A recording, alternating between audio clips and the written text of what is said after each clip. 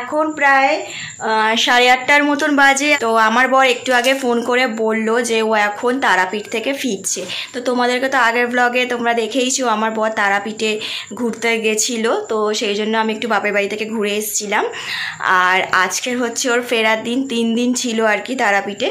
তো আজকের রাত্রেবেলা ফিরবে, এতক্ষণ ট্রেনে ও উঠে গেছে, তো রাত্রে ফিরবে হয়তো 10টা 10:30 এরকম বাজবে, এরকম সময় ঘরে বাড়িতে আসবে। তো ফোন করে আমাকে এখন জানালো যে ওখানে যে কদিন খাওয়া দাওয়া করেছে প্রত্যেক দিনই নিরামিষ খেয়েছে, কারণ তারাপীঠের সমস্ত হোটেল ফোটেল একটু নিরামিষ তো সেজন্যে।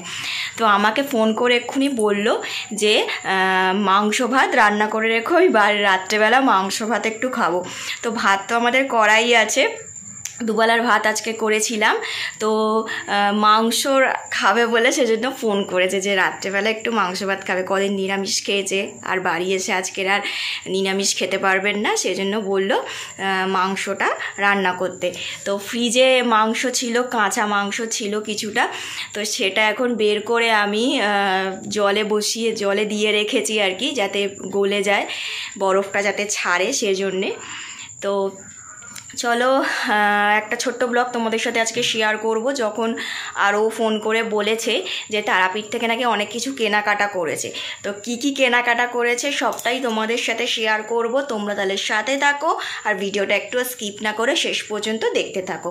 তো চলো বন্ধুরা, এখন তাহলে রান্নাঘরের দিকে যাই, কাটাকুটিগুলো করতে হবে, তারপরে মাংসটা শুধু রান্না করব। এই দেখো মাংসটা আমি এখন জলে দিয়ে রেখেছি, তো বারবার এসে এসে মানে আমাকে একটু জলটা চেঞ্জ করতে হবে, এখনও বরফ ছাড়িনি, একটু আগে মানে বার করেছি, তো একদম ডিপ ফ্রিজে ছিল, একদম বরফ হয়ে আছে। তো বারবার এসে এসে জলটা একটু চেঞ্জ করতে হবে, তাহলে যাতে তাড়াতাড়ি মাংসটা ছেড়ে যায়।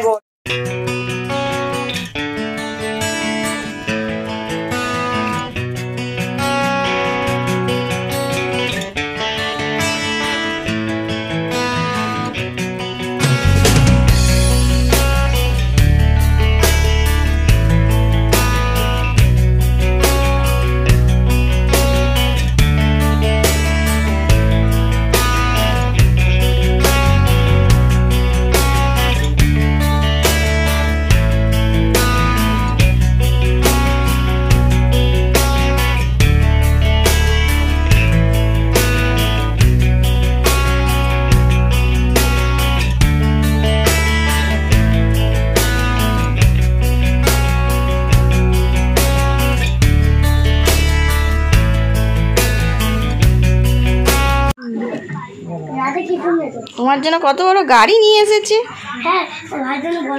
এটা কি চাদর?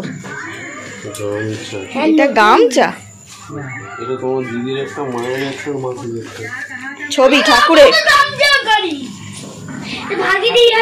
হ্যাঁ এটা ভাইয়ের, রেখে দাও, এটা ভাইয়ের। এইটা আবার কিরম গামছা গো, শাড়ির মতন দেখতে। এগুলো খুলে দেখি, বুঝলি? হ্যাঁ এগুলো কি আছে বলতো, ঠাকুরের ছবি। খুলে দেখো, দাঁড়াও আস্তে আস্তে পড়লে ভেঙে যাবে বাবা। তারা মা কি বড়, দেখ একটা তারা মা।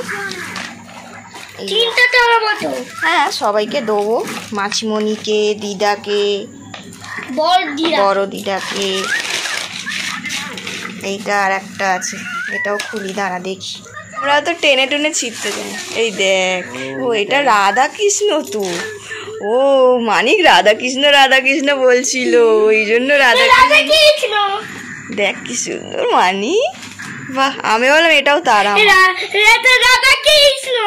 না, আমাদের তারা মা আছে বলে নিয়ে আসেনি। বাহ হেভি হয়েছে, দেখেছে ছবিতে, বলছে খুব সুন্দর। কোনটা? বাহ ভালো হয়েছে মানি, এটা রাধা কৃষ্ণ। ওই তারামাগুলো দে মানি। এই 3টে তারামা, একটা গাড়ি।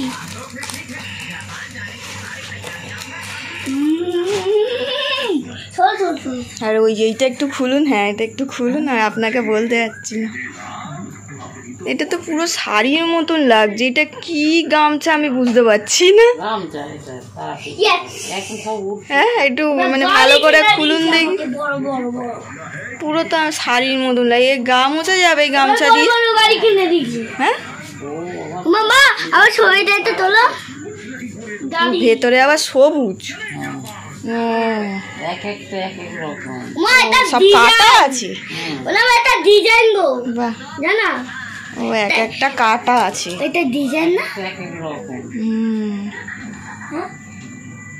বাদাম পেয়েছি, ভালো হয়েছে, অন্য রকমের দেখতে। বাদাম পেয়েছি গো, বাদাম বাদাম পেয়েছি। ওইখানে আর একটা গামছা এনেছে, ওই যে ওইটাও আছে, বাদাম পেয়েছি। এই যে এইটা টোয়ালের মতন দেখতে, এটাও ভালো।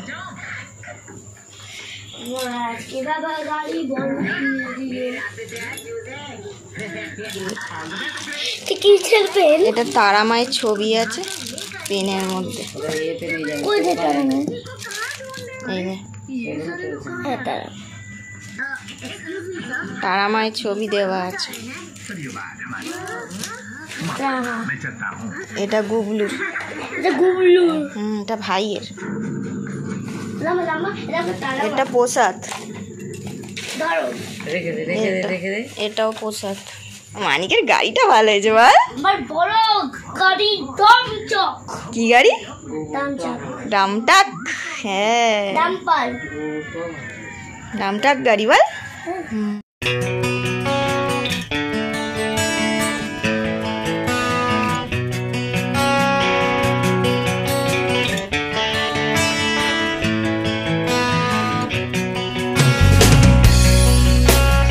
তো বন্ধুরা খাওয়া দাওয়া করে চলে এলাম এখন ঘরে, এখন বিছানাটা ঝাড়বো, পরিষ্কার করব, মশারি টাঙাবো। রোজ এই 3 দিন ছিল না, বাড়িটা সত্যিই কেমন ফাঁকা ফাঁকা লাগছিল, তো আজকে চলে এসেছে। এখন মনে হচ্ছে বাড়িটা মানে মানে সম্পূর্ণ হয়েছে আর কি, সম্পূর্ণ হলো বাড়িটা। তো এখন টিভি দেখছে ওই ঘরে বসে বসে ছেলের সাথে, কারণ অনেক দিন ছেলেকে দেখা হয়নি, ছেলেকে নিয়ে বসে কোলে নিয়ে বসে বসে টিভি দেখছে।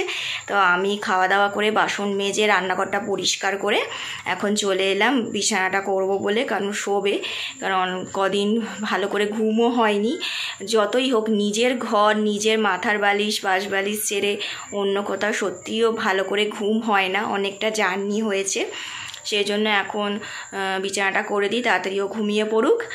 আর অনেক কিছু জিনিস নিয়ে এসেছে, তোমাদেরকে তো দেখালাম, সবটাই শেয়ার করেছি, খুব ভালো লাগলো জিনিসগুলো। আর তোমাদের কেমন লেগেছে অবশ্যই আমাকে কমেন্ট বক্সে লিখে জানাবে। তো চলো বন্ধুরা, আজকের ব্লগটা তাহলে আমি এখানেই শেষ করছি, আবার দেখা হবে নেক্সট ভিডিওতে। তোমরা সবাই ভালো থেকো, সুস্থ থেকো, tata, bye bye and good night.